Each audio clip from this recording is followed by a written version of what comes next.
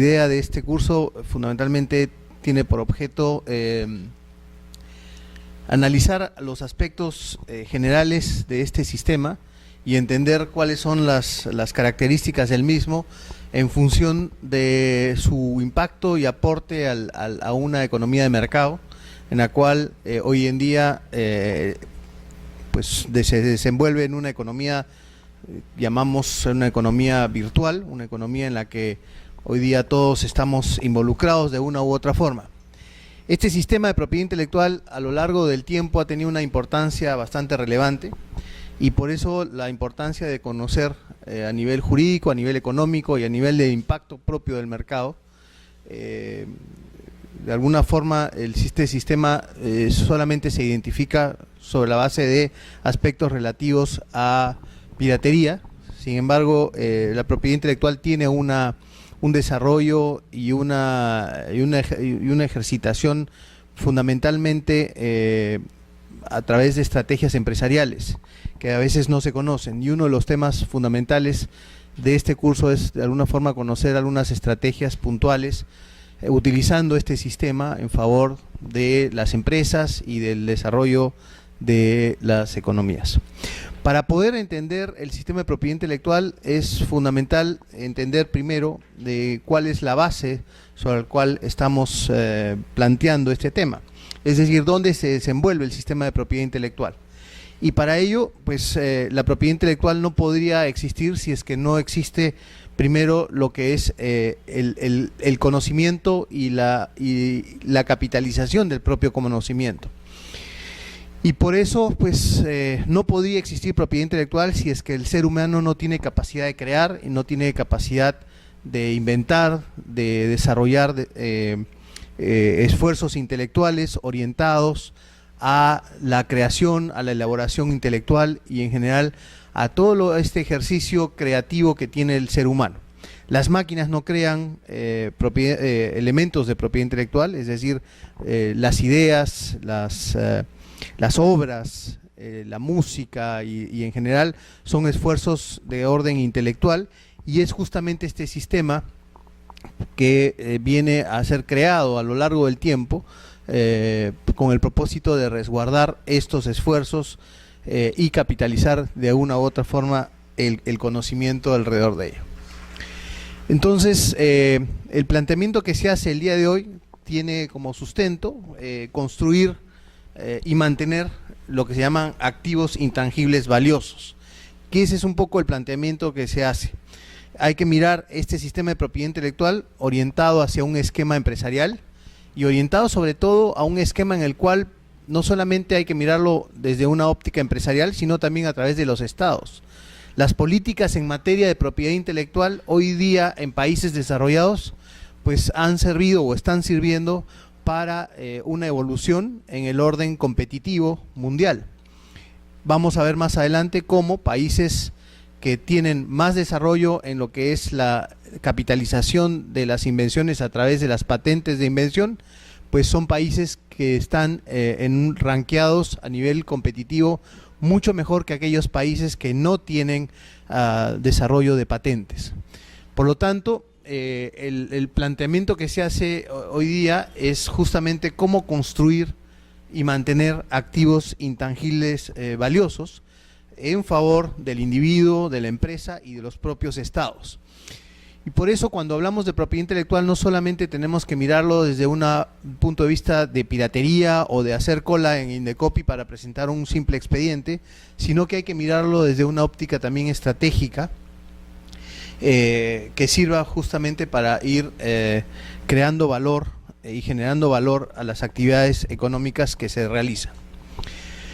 Para poder entender un poco mejor este escenario hay que también conocer lo que es la economía que hoy día nos rige, una economía que se llama economía digital, que ha sido resultado de un paso o un transcurso de una economía de carácter material, donde los edificios, los vehículos, las fábricas, el mineral, pues eran los elementos de mayor valía en estas economías, y hemos transcurrido hacia una economía en la cual el elemento digital tiene mayor relevancia y por lo tanto estamos en una economía de carácter inmaterial. ¿Cuál es este tema acá para poder orientar o centrar la discusión que hoy día tenemos? Lo que estoy pretendiendo hacer es mostrar que el sistema de propiedad intelectual hoy en día en una economía de orden inmaterial pues tiene mayor relevancia y se sustenta con mayor fuerza a aspectos como el tema del conocimiento. Es decir, en una economía digital o en una economía virtual o en una economía en la cual hoy día los elementos materiales ya no son tan relevantes como las ideas, como la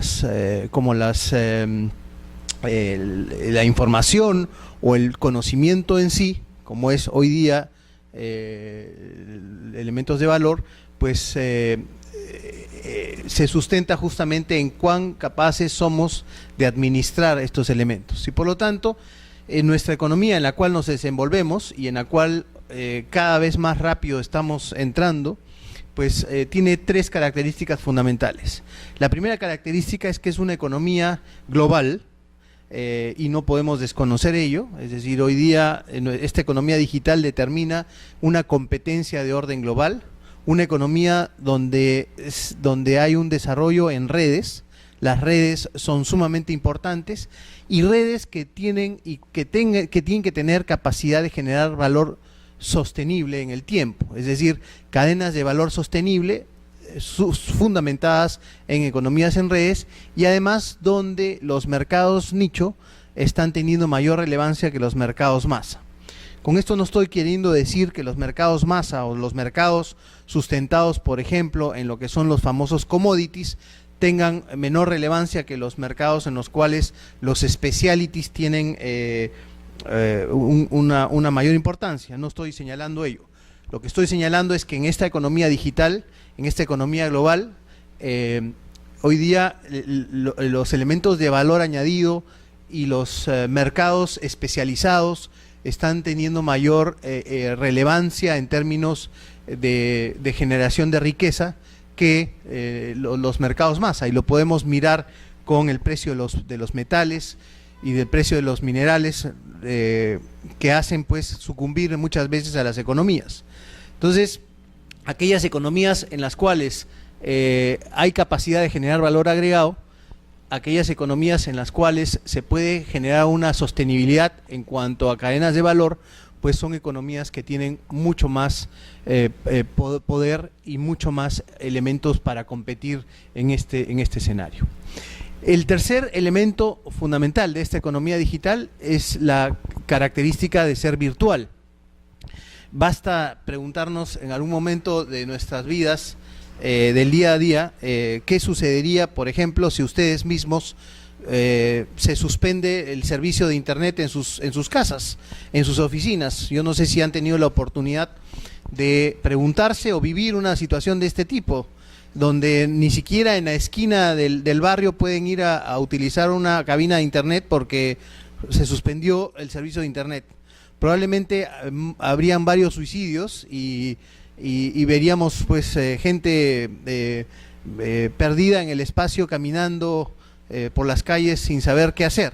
Hoy día el internet, aunque no lo reconozcamos hoy en este momento, pero basta hacer un ejercicio simple y podemos darnos cuenta que nuestras vidas están interconectadas y el internet se ha convertido en la fuente de vida de muchas personas, de muchas empresas en general.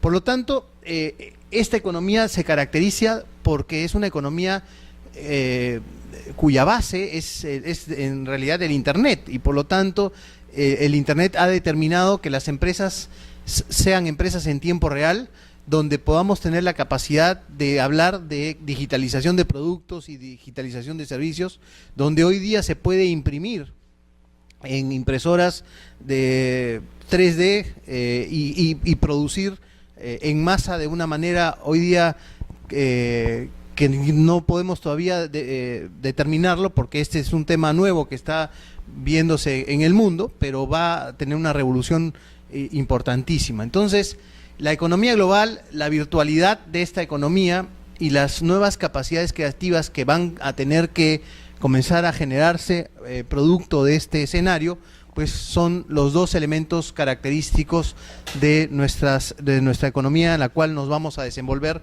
como individuos, como empresas e inclusive como estados.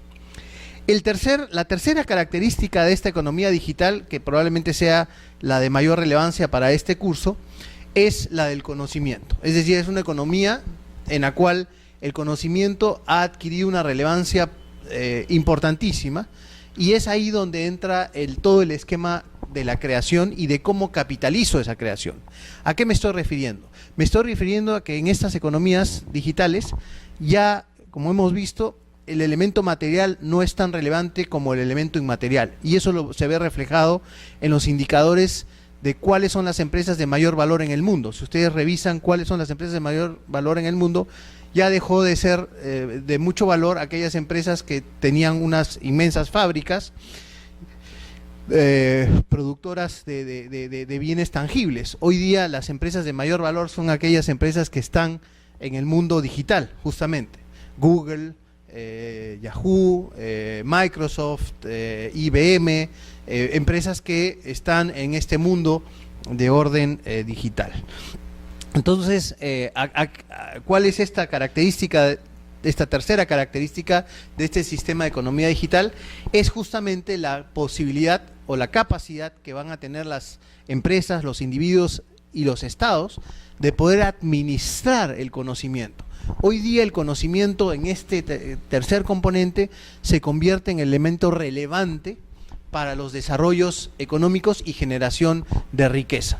Aquella entidad, aquella persona que tiene un conocimiento valioso y que lo puede capitalizar a través de distintas herramientas, como es, por ejemplo, la propiedad intelectual, se va a convertir en una ventaja competitiva importantísima.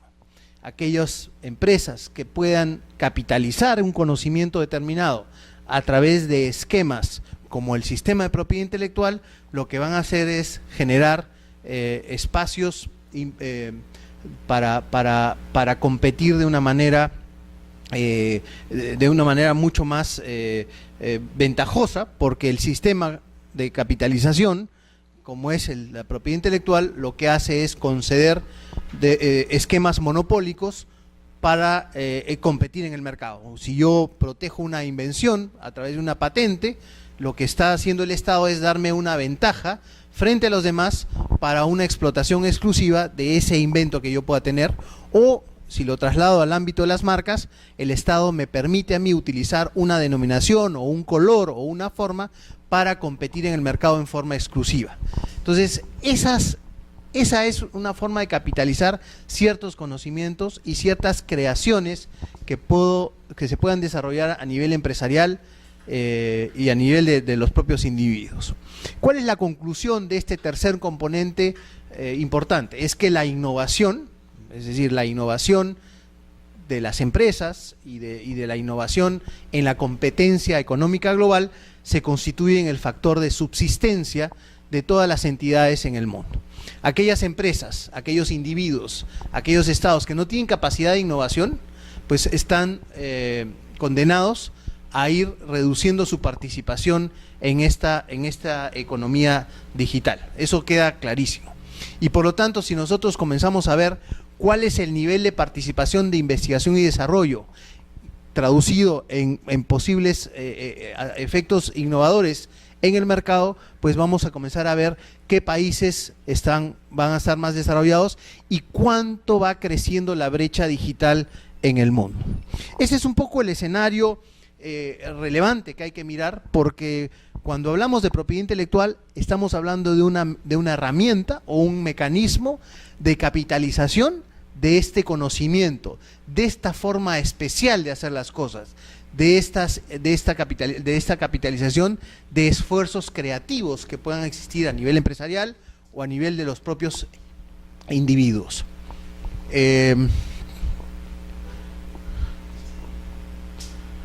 Déjenme ver cómo pasamos la siguiente filmina. Bueno, creo que acá tenemos un problema tecnológico.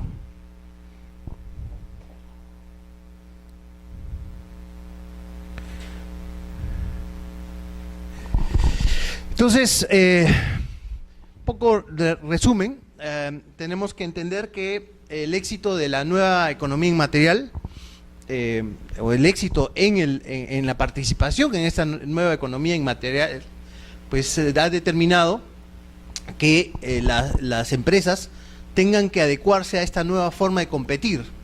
No solamente las empresas, sino también los países. Es decir, hoy día tenemos que ser conscientes que si no innovamos y no tenemos capacidad de administrar ciertos conocimientos, pues vamos a terminar siendo menos competitivos. Y la idea detrás de esto es cómo hacemos para generar riqueza sostenible para poder lograr ser prósperos. Ese es finalmente el esquema. Y por lo tanto, si no innovamos y no tenemos capacidad de crear y capitalizar nuestras creaciones, pues al final de cuentas el escenario que nos toca vivir es un escenario en el cual dependemos de que otros o terceros puedan darnos ese conocimiento y por lo tanto tener que pagar por ese conocimiento, porque probablemente aquel que tiene un conocimiento o aquel que desarrolla una creación o desarrolla innovación, pues lo que va a hacer es lo va a capitalizar y lo va a transferir a aquellos que no lo han logrado poder desarrollar con un costo económico sin ninguna duda. Otro aspecto que creo que es importante que se tenga en cuenta es que las bases de la economía del conocimiento que estamos hablando determinan la existencia de 4 factores que hacen que una economía sea de un mejor desarrollo o en una economía que pueda determinar esquemas modernos en el ámbito del crecimiento de las mismas. Es decir, hay 4 factores en este escenario de esta economía digital que determinan, por lo tanto, que los países, las empresas puedan tener un mejor o mayor desarrollo económico sustentado justamente en este escenario de prosperidad que estamos viendo. Son 4 factores: la innovación como elemento de mejorar los desempeños empresariales, las nuevas tecnologías vinculadas a la fuerza del trabajo y el uso de las tecnologías de la información y el conocimiento, los famosos TICs, el capital humano como elemento fundamental de generación de ideas vinculada a la productividad del trabajo, y el cuarto, la dinámica empresarial, que está sustentada en aquellos entornos dinámicos y de mercados ampliados donde las empresas interactúan. Estos son los 4 factores del desarrollo económico moderno en una economía global, fundamentado o sustentado en economías de mercado, economías de un entorno de libre empresa y de estricto capitalismo. No me imagino países como Cuba o países como Venezuela hablando de estos 4 factores necesariamente hoy día. No estoy criticando determinadas estructuras o ideológicas o de desarrollo económico, sino simplemente estoy hablando de opciones como la que estamos planteando en este momento. Es decir, en este momento enfrentar una economía digital como la que estamos describiendo sin desarrollos de estos 4 factores, pues en una economía de libre empresa, pues no es justamente el planteamiento que hoy día se hace, y es donde de alguna forma la propiedad intelectual va a tener un efecto mucho más productivo y un efecto mucho más consciente en ese sentido. El primer factor que hemos visto es el tema de la innovación. A veces se desconoce mucho el concepto de innovación y se piensa que el tema de innovación siempre está ligado a aspectos relativos a la tecnología. Pues la innovación no necesariamente tiene que ver con aspectos tecnológicos. La innovación tiene que ver con elementos mucho más generales y en ese sentido podemos hablar de que la innovación tiene que ver con la forma como introduzco exitosamente al mercado determinados productos o servicios. De alguna forma, es como intervengo en el mercado de una manera exitosa, introduciendo un nuevo significativamente mejorado producto, servicio, proceso, método de comercialización o método organizativo en las prácticas internas de la empresa, el mercado o la propia sociedad. Y estas formas eficientes o exitosas de introducirse al mercado tiene como propósito fundamental mejorar significativamente los desempeños empresariales. Eso es innovación, finalmente. Y hay una frase, un texto que está en el lado derecho de la filmina, que de alguna forma resume el concepto que estamos tratando de poner en la mesa, y es que la innovación va a incluir todas las acciones de las empresas orientadas a poner en práctica conceptos, ideas y métodos necesarios para la adquisición, asimilación e incorporación de nuevos conocimientos. Ese es un poco el tema que estamos viendo. Y esto debe reflejarse en el desempeño de la empresa, es decir, en el elemento de introducción exitosa al mercado. Por lo tanto, la innovación como concepto incluye todas estas acciones empresariales que tienen por objeto poner en práctica conceptos, ideas y métodos necesarios para adquisición, asimilación e incorporación de nuevos conocimientos. Ese es el éxito que estamos planteando como elemento de innovación o sustento de la innovación en una economía como la que nos rige. Ahora, el gran tema es ¿cómo medimos la innovación o cómo se mide la innovación? Hay dos formas de medir la innovación, ¿no? Probablemente hayan otros más. Sin embargo, en los indicadores generales que se presentan, los métodos para medir la innovación o los elementos que reflejan innovación están dados por un lado cuánto se gasta en investigación y desarrollo, el famoso I+D. ¿Cuánto se gasta en investigación y desarrollo?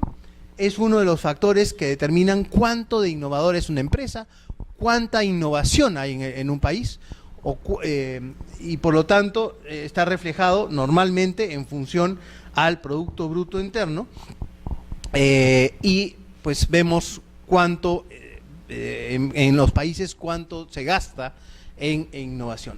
En el Perú, la información que se tiene, y esta es una información que relativamente reciente, los últimos datos sobre Perú están dados al año 2004. Probablemente haya un poco más de información más reciente, pero al año 2004 el 0.15% del PBI fue dedicado a investigación y desarrollo, lo que equivale a $8 per cápita al año, más o menos. Estados Unidos, por ejemplo, invierte $1.000 per cápita al año. El Perú probablemente sea uno de los países de menos desarrollo en materia de investigación y desarrollo, o en lo que se refiere a inversión en investigación y desarrollo. Y ese es uno de los temas fundamentales. No estoy diciendo que las empresas en el Perú no innoven. Yo creo que sí hay innovación, pero la innovación pasa por un tema de ciertas formalidades, y una formalidad, por ejemplo, es cómo se capitaliza esa innovación. Cuánto recurro al sistema de propiedad intelectual para capitalizar estos esquemas innovativos en general. Y ahí podemos reflejarlo en este segundo indicador. El segundo indicador para poder medir innovación es justamente cuántas patentes se registran o cuántas patentes son solicitadas por los nacionales de los países. Cuántas patentes son presentadas en determinadas oficinas por parte de nacionales en el mundo. Por ejemplo, en este cuadro que podemos ver, se puede mostrar cómo, por ejemplo, Chile, respecto de Colombia y Perú, tiene mucho más solicitudes de patentes presentadas en el mundo por sus nacionales, es decir, chilenos o colombianos o peruanos que han solicitado inventores o empresas que han solicitado patentes de invención. Esa es otra de las formas de medir cuánto se innova. ¿Y por qué? Pues justamente como reflejo de la capitalización de ese conocimiento, de esa creación que va a ser producto o orientado a un esquema innovativo. Entonces, la innovación se mide de estas dos formas y podemos ir viendo cuánta participación tenemos en este mundo competitivo sustentado en la innovación. El segundo componente tiene que ver con las nuevas tecnologías, y este tema de las nuevas tecnologías está vinculado a cuánto se utiliza, cuál es el impacto de las tecnologías de la información y el conocimiento en el crecimiento de los países, cuánto se utiliza o cuál es la participación intensa o no intensa de las tecnologías de la información y el conocimiento en la composición de la fuerza de trabajo en general. O sea, los países cuánto utilizan o el uso intensivo o no intensivo de tecnologías de la información que al final de cuentas redundan en un desarrollo tecnológico determinado. Y ese es un factor también bien importante para los desarrollos que estamos mirando. El tercer componente tiene que ver con el capital humano, muy importante, porque si estamos hablando de innovación y estamos hablando de desarrollos tecnológicos, pues es el capital humano el que va a determinar esta posición en una economía digital. Y el capital humano hay que mirarlo también en función de la productividad dentro del factor de trabajo, es decir, debemos ver que el capital humano sin formación o una calificación o cualificación profesional pues no va a permitir productividad y por lo tanto no va a haber un aporte en el crecimiento. ¿A qué me estoy refiriendo? Que si es que la capacidad educativa o los desarrollos educativos en un país no están bien sustentados, probablemente todo lo que signifique creación, innovación y administración del conocimiento sea muy pobre también, ¿no? Y por eso es un factor fundamental que se engrana dentro de esta maquinaria. Si no tenemos una formación adecuada al capital humano, probablemente estemos cayendo en esta reducción de las posibilidades de aportes innovativos y de conocimiento en general. La cultura y la educación pues son factores importantes y la calificación profesional es muy importante como aporte para estos desarrollos que estamos mirando. El cuarto componente tiene que ver con las dinámicas empresariales y este cuarto componente también es muy interesante porque no podría haber innovación, no podría haber desarrollos tecnológicos si es que no existe un espacio o unos entornos en los cuales las empresas desarrollan ciertos comportamientos y actuaciones en entornos dinámicos y sobre todo en mercados ampliados. Hoy día el Perú ya habla de mercados ampliados. Hace tiempo que ya dejamos de lado el solamente mirarlos el ombligo y hoy día tenemos mercados mucho más ampliados y por lo tanto estos entornos donde hay iniciativas empresariales se amplían. Me estoy refiriendo concretamente a los tratados de libre comercio y a esta apertura que está teniendo el Perú en desarrollos empresariales. Si nosotros tenemos la capacidad de generar entornos e iniciativas empresariales mucho más amplias a los entornos específicos locales, pues vamos a poder comportarnos o desarrollar innovación, competencia, liderazgo, investigación y desarrollo y ciencia y tecnología de una manera mucho más dinámica.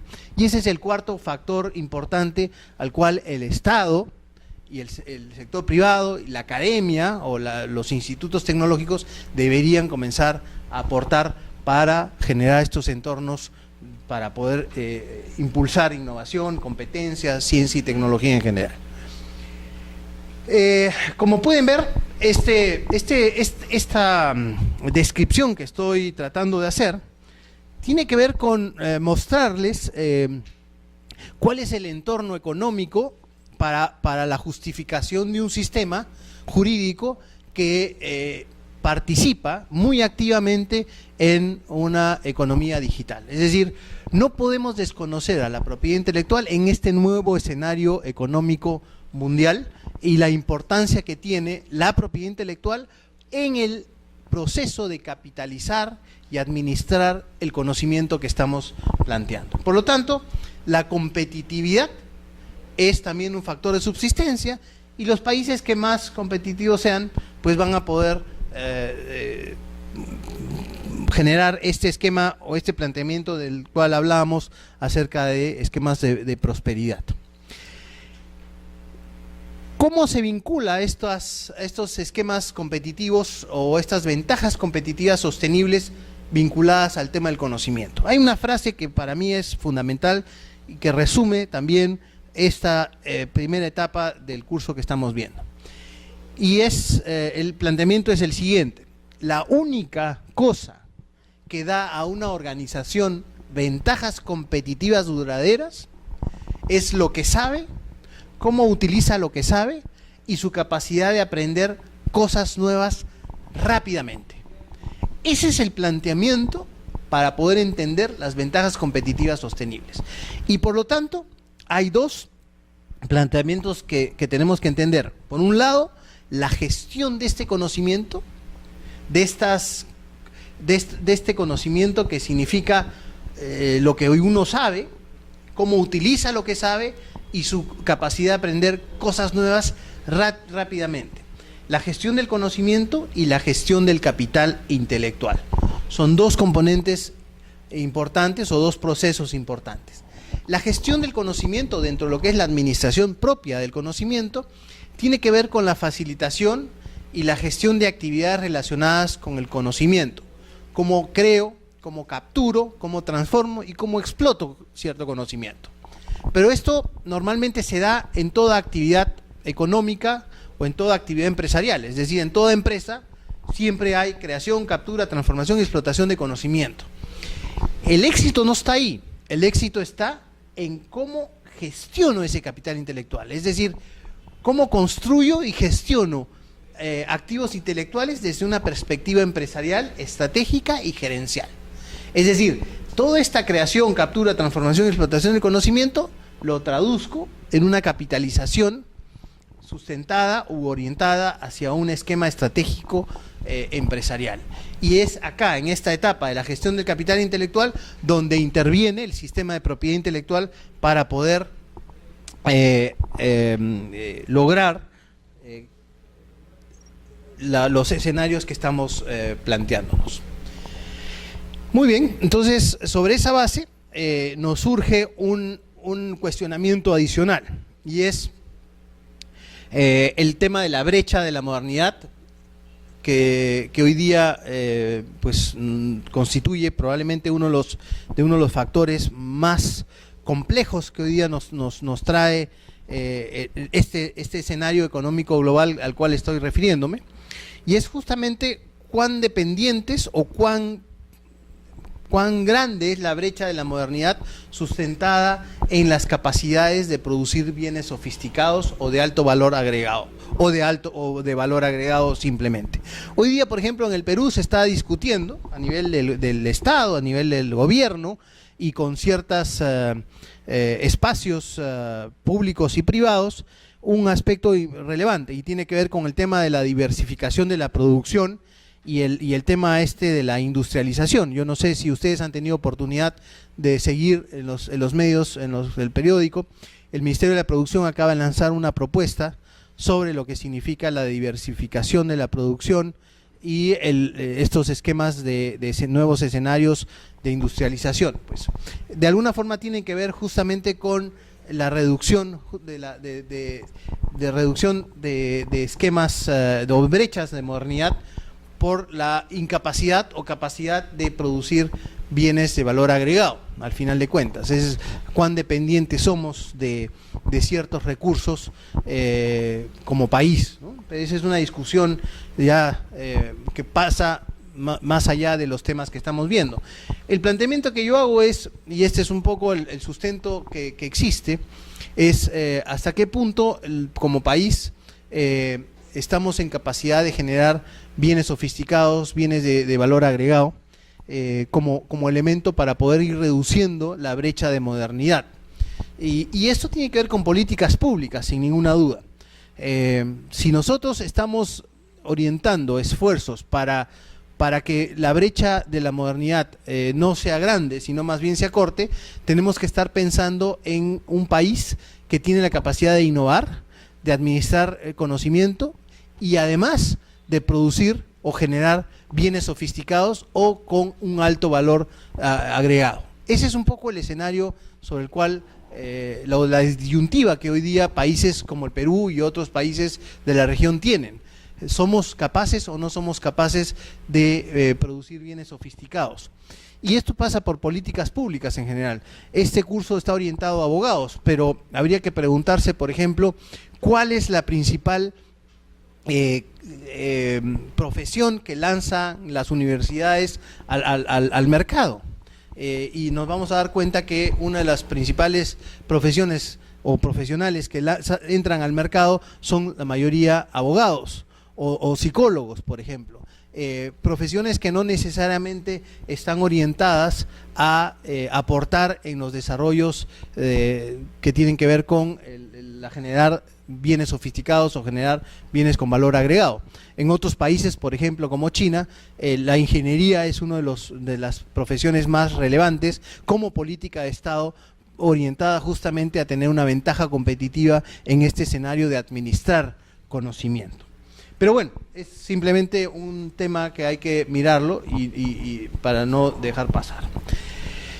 Este es un cuadro que permite mostrar también algo que resume los planteamientos que estamos haciendo, y es que los países más competitivos en el mundo son a su vez los que producen mayor conocimiento patentable, por ejemplo, ¿no? Este es un indicador que determina cuántas patentes han sido concedidas a nacionales de cada país versus el índice global de competitividad del World Economic Forum, y podemos ver, por ejemplo, los países más competitivos son aquellos países dentro de este indicador del World Economic Forum, son países que más patentes han ido desarrollando, ¿no? Y ese es un poco el resumen que estamos mirando. ¿Cuánto de innovación hay en el Perú? Yo trataba de buscar información sobre qué tan innovadores somos. Este cuadro es un cuadro bastante preocupante. No es información generada por mí, es una información que nos trae un examen de las políticas de ciencia, tecnología e innovación del Perú en la Conferencia de las Naciones Unidas sobre Comercio y Desarrollo de la Comisión Económica para América Latina y el Caribe del año 2011, muy reciente, donde se sacan algunas conclusiones y que creo que es importante conocerlas para poder entender un poco el escenario en el que estamos viendo. La capacidad de innovación en el Perú se encuentra en una situación de debilidad extrema, dice este informe. Los niveles de inversión en investigación y desarrollo son extremadamente bajos, incluso para los estándares de la región, dice el informe. El sistema universitario en general educativo está en crisis. La participación privada en investigación y desarrollo es prácticamente nula. Y no existe una vinculación entre las actividades de investigación y el sector productivo, y más importante aún, la ciencia, tecnología e innovación no es todavía un tema prioritario para el Estado. Estas conclusiones, dentro del planteamiento que estamos viendo, son importantes para poder entender el sistema de propiedad intelectual finalmente, porque al final de cuentas terminamos siendo simplemente registradores de marcas en un mercado determinado y no estamos acudiendo a la capitalización a través, por ejemplo, del sistema de las patentes, o generando una industria cultural basada, por ejemplo, en lo que son las obras protegidas por el derecho de autor y en general desarrollos innovativos a través de nuevas variedades vegetales o utilización de esquemas de capitalización que plantea el sistema de propiedad intelectual. Es importante conocer un poco este escenario para poder entender qué significa en un país como el nuestro un sistema de propiedad intelectual. La justificación de este sistema habría que entenderlo después de haber mirado todo este escenario económico para poder entender el aspecto jurídico. Pues lo importante de esto es que el valor de estos bienes inmateriales, como es el conocimiento, las ideas, las formas, y en general todo el aspecto creativo del ser humano orientado a esquemas estratégicos empresariales, pues tiene dos componentes que hacen que cada vez ese conocimiento o estos esfuerzos de orden intelectual, generando ideas, generando formas, generando esquemas innovativos, plantean o hacen que sean de mayor valor. El primer esquema son los conflictos que plantea el desarrollo tecnológico, y ahí podemos ver por qué hoy día el conocimiento, por qué los esfuerzos innovativos están teniendo mayor valor, pues básicamente, o por qué hay desarrollos normativos legales a nivel de propiedad intelectual, es justamente porque los desarrollos tecnológicos presentan un problema para las empresas y para los esfuerzos intelectuales que existen. Es decir, mientras más desarrollo tecnológico existe, más posibilidad de necesidad de tener esquemas de resguardo de estos esfuerzos intelectuales. Y por otro lado, el valor que están adquiriendo los conocimientos en sí. Si ustedes ven, hay esfuerzos en los cuales se busca resguardar ciertos conocimientos a través de esta capitalización que estamos viendo, y por lo tanto hay conocimientos de muchísimo valor, sin ninguna duda, sobre todo en esta sociedad de la información que estamos viendo. En tal sentido, ¿cómo podríamos resumir o cómo podemos plantearnos un concepto de lo que es propiedad intelectual a estas alturas de esta hora que vengo hablando? Después de haber mirado este paso en esta economía digital, donde hemos visto que el conocimiento y la forma como administro este conocimiento es fundamental como factor de orden, de subsistencia de las empresas y de los países, mirándonos en un aspecto competitivo, sostenible, debemos plantearnos qué cosa es el sistema de propiedad intelectual o para qué sirve el sistema de propiedad intelectual. Un primer tema que habíamos planteado era que el sistema de propiedad intelectual termina siendo una herramienta para capitalizar ese conocimiento. Y cuando hablo de conocimiento estoy hablando de varios aspectos. Estoy hablando de innovación, estoy hablando de creaciones o esfuerzos creativos, empresariales, estoy hablando de esfuerzos para desarrollar tecnología y en general todo esfuerzos de orden intelectual. ¿Para qué sirve? Pues la propiedad intelectual, para partir, es un vehículo de capitalización de ese conocimiento, ¿no? ¿Y por qué se plantea?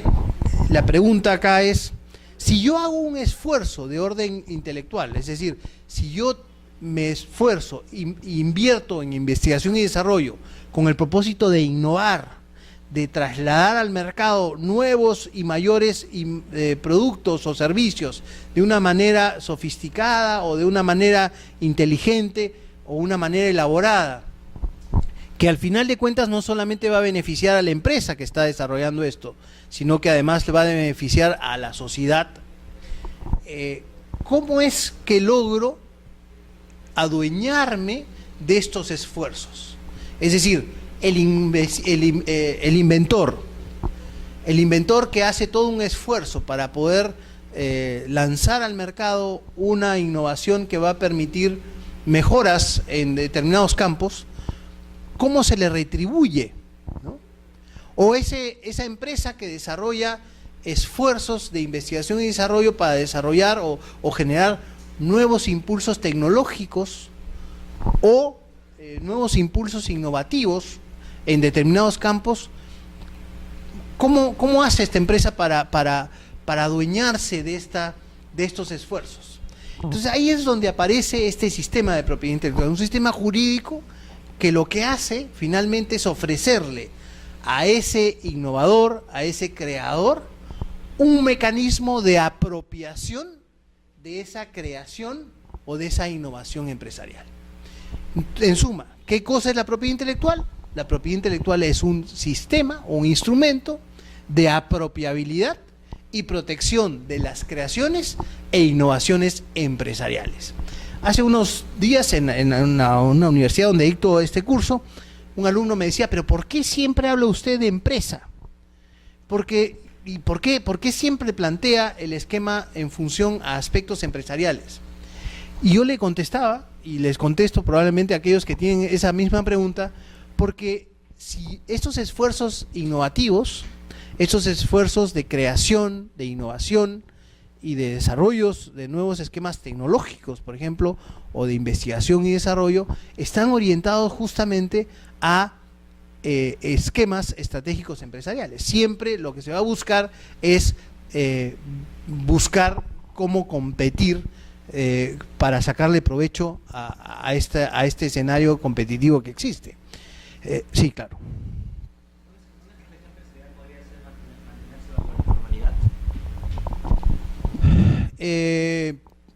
sí, el problema está en que la informalidad puede ser una estrategia para no pagar más impuestos, por ejemplo. Podría ser una estrategia. Hay países que han crecido justamente basados, por ejemplo, en la copia, y luego hoy día estos países más bien refuerzan e impulsan la protección de estos sistemas jurídicos de protección, sin ninguna duda. Esa podría ser una posibilidad. Sin embargo, yo creo que hoy día, en los escenarios en los que nos encontramos y en la evolución en la que estamos, probablemente ya no sea tan factible jugarse por esa vía, ¿no? Yo creo que hoy día la vía está en invertir en políticas públicas orientadas a estos esfuerzos. Este sistema de apropiabilidad o de apropiación de creaciones e innovaciones empresariales lo que hace es tener o generar ventajas competitivas finalmente. O sea, aquel inventor que ha inventado algo y que recurre al sistema de propiedad intelectual para apropiarse de esa invención, de ese esfuerzo creativo, y que va al sistema de propiedad intelectual para obtener una apropiación de esa invención, lo que está buscando es tener un derecho que se llama un derecho de exclusiva, un derecho de poder explotar ese invento en forma exclusiva en el mercado, sin que nadie se pueda aproximar o utilizar sin su permiso esa innovación, ese invento o esa creación. Entonces, el sistema de propiedad intelectual lo que hace es conceder un derecho exclusiva para una explotación exclusiva de esa creación por un tiempo determinado, en un espacio determinado, y con lo cual, de alguna forma, uno puede, y esa es una apreciación muy general, resarcir o recuperar lo que ha invertido en ese esfuerzo. Ese es un poco el concepto general. Ahora, el sistema de propiedad intelectual con este derecho de exclusiva lo que hace es permitirle al individuo, al creador o a la empresa que ha promovido la creación o esfuerzos creativos e innovativos en la empresa, tener una ventaja competitiva, porque al final de cuentas el hecho de tener un derecho de exclusiva en el mercado le da pues un posicionamiento particular. Este monopolio legal le permite al empresario o a la empresa tener una ventaja frente a los competidores, sin ninguna duda. Es decir, haber capitalizado ese conocimiento y explotarlo en forma exclusiva por un tiempo determinado. El sistema de propiedad intelectual además prevé distintos mecanismos para apropiación en función a las estrategias empresariales que correspondan. ¿Y a qué me estoy refiriendo? Me estoy refiriendo a que el sistema de propiedad intelectual lo que hace es plantear determinados esquemas. Por ejemplo, si yo lo que estoy buscando es apropiarme de una diferenciación en el mercado, o mi estrategia es diferenciar, mejor dicho, mi estrategia es diferenciarme en el mercado, lo que estoy yo buscando es diferenciarme en el mercado. Yo quiero trasladar al mercado un producto determinado con ciertas características para que el consumidor lo elija, y por lo tanto yo lo que quiero es apropiarme de esas características de diferenciación. Tendré que irme por la vía del sistema de los signos distintivos o de las marcas. Es decir, lo que yo voy a hacer es, si yo lo que quiero es apropiarme de una diferenciación, tendré que irme por la vía de los signos distintivos o de las marcas para ello. Por ejemplo, si yo elijo un nombre determinado, o elijo un color, o elijo una forma particular de un envase, y lo que quiero es trasladar al mercado esta diferenciación, y yo apropiarme de esta diferenciación, de este color, de este nombre, tendré que ir por la vía de las marcas. Si más bien lo que yo estoy buscando es trasladar al mercado un esquema ornamental o estético de un producto determinado, y mostrarme con un diseño particular, con un diseño que lo que busca es tener una ventaja en el orden estético, pues iré por la vía de los diseños industriales. Si más bien lo que yo estoy buscando es mostrar una ventaja técnica o funcional, o plantear un producto con determinadas ventajas técnicas y funcionales, yo me voy a buscar apropiar de esa ventaja técnica o funcional a través del sistema de las invenciones o de los modelos de utilidad. Sí.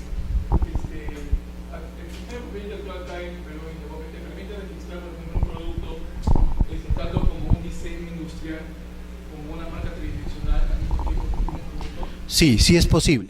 Y es posible, ¿por qué? Porque la estrategia es distinta o el objetivo es distinto. Yo puedo tener un envase y ese envase apropiármelo como marca.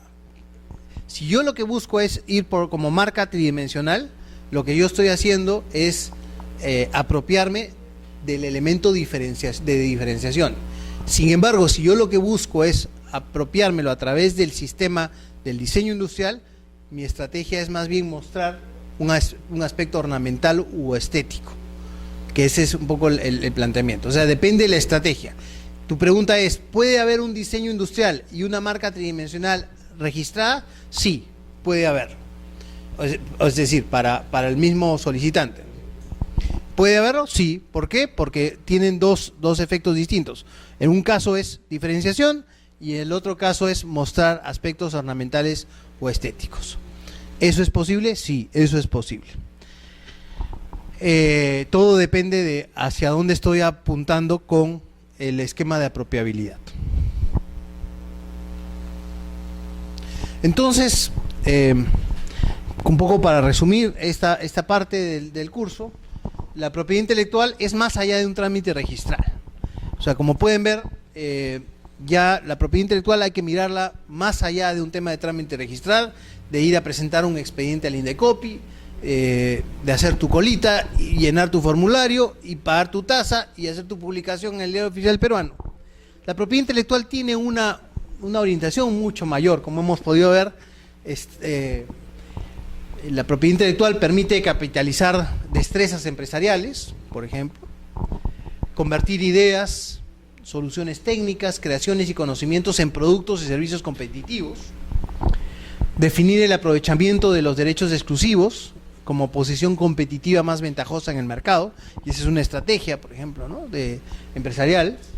Elaborar estrategias para el acceso a mercados más ampliados, por ejemplo, decidir acudir a otros mercados para proteger esas innovaciones, estas creaciones o estos esfuerzos intelectuales, merecen todo un tratamiento de estrategias. Y sobre todo establecer políticas de protección y gestión de los propios activos intangibles de la empresa. A veces el empresario no entiende que su marca o su invento puede tener mucho más valor que la empresa en sí. Si ustedes revisan el valor de las marcas, de las empresas hoy día exitosas en el Perú, podemos ver que pueden valer mucho más que los propios activos materiales que pueden existir, ¿no?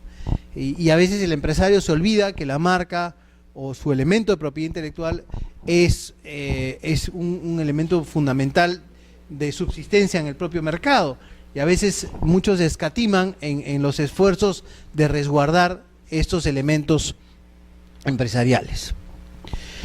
Sí. ¿En qué casos la marca puede tener más valor? Por ejemplo, para ponernos un ejemplo muy puntual, la marca Coca-Cola en sí, como marca, tiene mucho más valor que todos los activos, los edificios o las plantas que pueda tener la empresa Coca-Cola.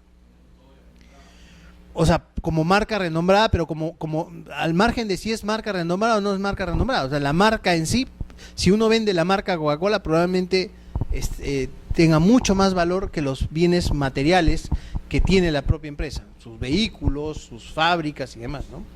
Hoy día las marcas de las empresas que han tenido un éxito importante en el mercado, pues tienen muchísimo valor, ¿no? Y tienen tanto valor que hasta pueden ser materia de embargos, por ejemplo, la posibilidad de poder embargar una marca.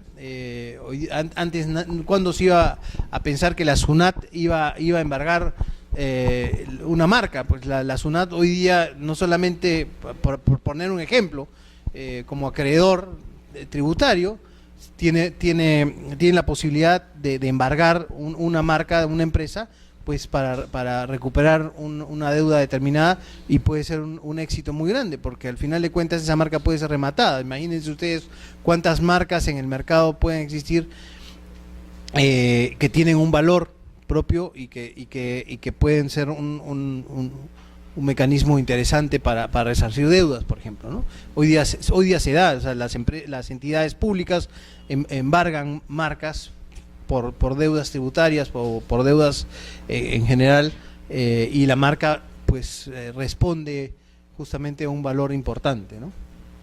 Ahora, en materia de esquemas normativos, habría que preguntarse cómo ha sido este desarrollo. En materia normativa podemos ver que el sistema de propiedad intelectual es un sistema que tiene una característica muy particular, y es que es probablemente uno de los sistemas jurídicos más armonizados que existe en el mundo. Existe una armonización importante, y esta armonización obedece fundamentalmente a la naturaleza de los bienes que son materia de protección.